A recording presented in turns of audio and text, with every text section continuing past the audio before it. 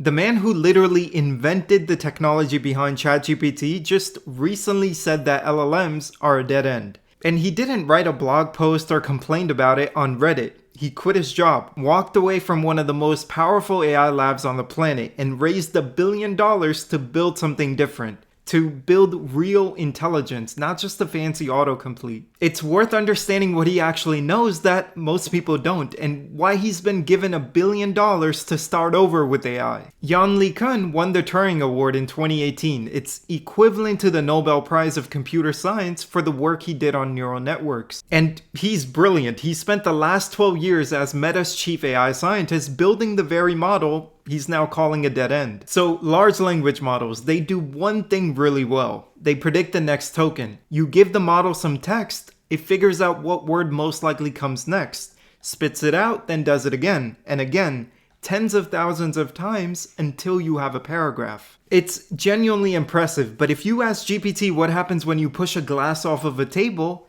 it'll tell you it falls and breaks. It knows that, but it doesn't know why. It knows the word glass, fall, and break appear together constantly in sentences. And that's the entire basis of its answer. It doesn't understand any physics or gravity or momentum, just pattern matching on language that humans wrote about those things. You can argue that a house cat knows more about how the world actually works than the most expensive AI model ever built. Your cat has a mental model of gravity. It plans its jumps, it anticipates where a moving object is going to land, and it understands that if something is balanced wrong, it's going to fall down. GPT doesn't have any of that. It just has text about those things. And LeCun argues that these AI companies throwing more compute and data at LLMs is a waste of time and won't fix the core issues. For example, Meta's Llama 4 dropped in April 2025. When it came out, the benchmark scores went through the roof, but when developers got their hands on it, they immediately started complaining. Real-world performance was nowhere near what the evaluation suggested. All of these AI models have basically gotten very good at passing tests, which is not the same thing as getting smarter. LeCun has been saying this was going to happen for years. And he's got 5 specific problems with LLMs, and each one of them I'm sure you ran into. 1, they have no understanding of reality. Language is a description of the world, not the world itself. A good way to put it is training on text is training on a shadow of reality. The model learns the shadow, not the thing that's casting it. 2, they can't reason. What looks like reasoning in chain of thought models is still just sampling. The way it works is that the model generates many possible paths, and a second system just picks the most plausible looking one. So it's still not reasoning or thinking. It's just more of expensive guessing. 3, LeCun argues hallucinations aren't fixable with more reinforcement learning with human feedback or just throwing more data. They're a direct consequence of a model that operates without a casual simulation of reality. And when no ground truth exists in latent space, the model fills those gaps with statistically plausible fiction, basically made up information. You can reduce it, but those reductions are just band-aids on the problem. They don't fix it. 4, language models can't plan anything structurally. For example, a teenager learns to drive in about 20 hours. And even after spending billions on research, we still don't have a level 5 autonomous driving. But this points to a sign that something about the underlying approach isn't connecting with how the physical world actually works. And 5, LeCun says scaling is hitting a wall. Within the past few years, the AI industry has run the experiments. They've added more parameters, more compute, more data, more reinforcement learning with human feedback, added reasoning layers, but the benchmark gains are getting smaller relative to the cost. LeCun thinks these aren't temporary plateaus, these are structural ceilings. So what does he think actually works? How is he going to bring true AI intelligence? His core idea is called JEPA, Joint Embedding Predictive Architecture. The difference from an LLM is where the prediction happens. We spoke about this earlier, but an LLM predicts in the space of tokens. These are actual words or pixels. JEPA predicts an abstract representation space. So language models ask what word comes next, but JEPA asks what structure comes next. It ignores the details that don't matter as much, the texture of the wall, for example, the color of the cup, and tries to understand the underlying dynamics, what's moving, what's going to happen, and why. He described it as learning the way a baby does. A baby doesn't read about gravity, it learns by dropping things, watching them fall, and then building an internal model of cause and effect from just raw observations. So the second version of JEPA, which is VJEPA 2, is a video version of this architecture. LeCun and his team trained this model with over 1 million hours of internet videos. Just raw footage of the world, which includes things like human picking things up, objects falling, things being pushed and dropped and stacked. The model watches all of that and builds an internal understanding of how the physical world actually behaves. And once they had this pre-trained model, they gave it 62 hours of a robot footage, which is not a lot, by the way. The goal wasn't to teach it about the world, it already had that information from pre-training.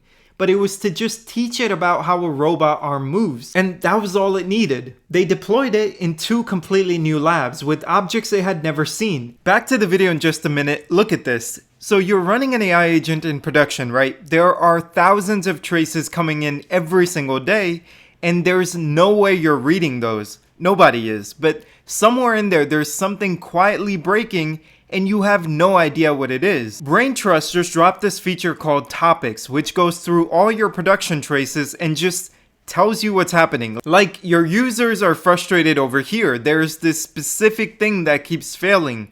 Details about the most common things that people are actually trying to do. So you can go show me every trace where the sentiment was negative for this specific task and build an eval dataset from that. There's even a way to compare your production traces against your evals to see where the gaps are.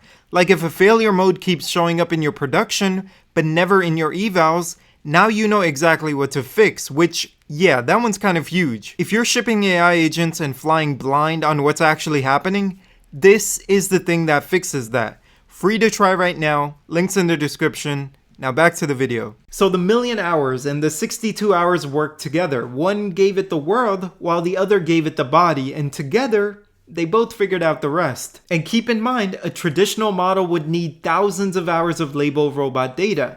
It would have to be specific to each environment, specific to each object. It would need to be retrained every time something changed. VJEPA 2 needed 62 hours and generalized on its own. I want to stress that that's not a small difference. That's a different philosophy of what learning even means to an AI model. And all of this is just one experiment with one model. LeCun's AMI Labs is building the full system, and they got all the money they need. The architecture of JEPA has 6 different parts. And I know that sounds technical, but stick with me because it's actually pretty simple when you see what each piece is doing. You have a configurator. You can think of it as the part that sets the intention. It looks at the task and tells everything else what matters right now. Then there's a perception module, which reads the environment. It looks at what's here, what's moving, and what's changed recently. Then you have the world model, which is the core to everything. It predicts what's about to happen. It's running a simulation of what comes next, constantly, so the system is anticipating what is likely to happen in the world. Then there's a cost module, which is the part that asks, is this a good idea? It basically weighs the potential actions before committing to any of them. Then there's an actor, which turns the best plan into actual movement. And finally, short-term memory, so the system doesn't lose track of what it's already done. When you put it all together, what you have is a system that pursues goals. It understands the world, builds a model of what's happening, it thinks ahead, evaluates its opinions, and then takes an action. This isn't a smarter chatbot, this is something genuinely different. And it's important to understand that these 6 modules aren't processing any text.